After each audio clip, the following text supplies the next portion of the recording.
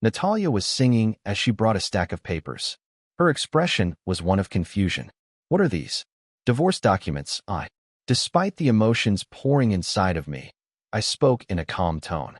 Don't you think it's time to quit acting? Natalia's shocked eyes grew wide. The drunkenness subsided. Ivan, get a divorce. What are you discussing? That last night you returned home, and you were covered in the tracks of another man. The distance between us giving up 10 years of marriage for a single night of freedom, the falsehoods, the late hours, etc. The abrupt movement caused her to wrinkle her nose and sit up. Please, Ivan. It's merely an error. We can fix it, but my head was already trembling. We can't, Natalia. Last night, you made your decision. It's my turn to make mine now. In front of her, I placed the papers on the coffee table. The last ink on this page is my choice. I'm spending a few days at a friend's house. During that time, I advise you to find another place to live. I turned to go. I halted when I heard Natalia's voice. Ivan, you can't do that. You are unaware of what you are losing. I turned to face her again and studied her. Desperation in her eyes, hair tangled, makeup smudged. I realized then that the woman I loved and was married to was no longer with me. A stranger I don't recognize or wish to know has taken her place. No, answered Natalia in a stern yet hushed voice. In terms of my self-respect, I am aware of what I am losing and what I am gaining. After saying those words, I left the memories and the wreckage of our marriage behind. God damn it, that stung like hell.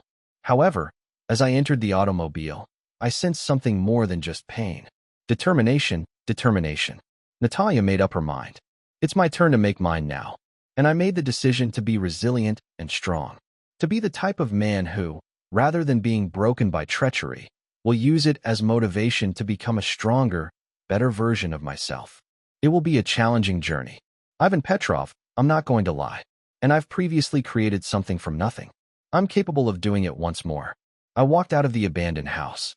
I promised myself that I would not only live through this betrayal, but also flourish despite it, and that I would make Natalia rue the day she had the audacity to let me go so lightly.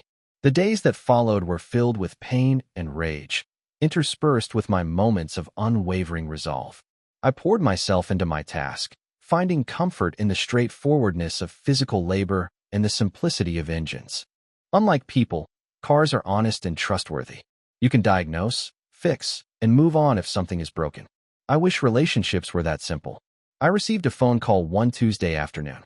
When the phone rang, I was covered in oil. An unknown number appeared on the screen, but I was instructed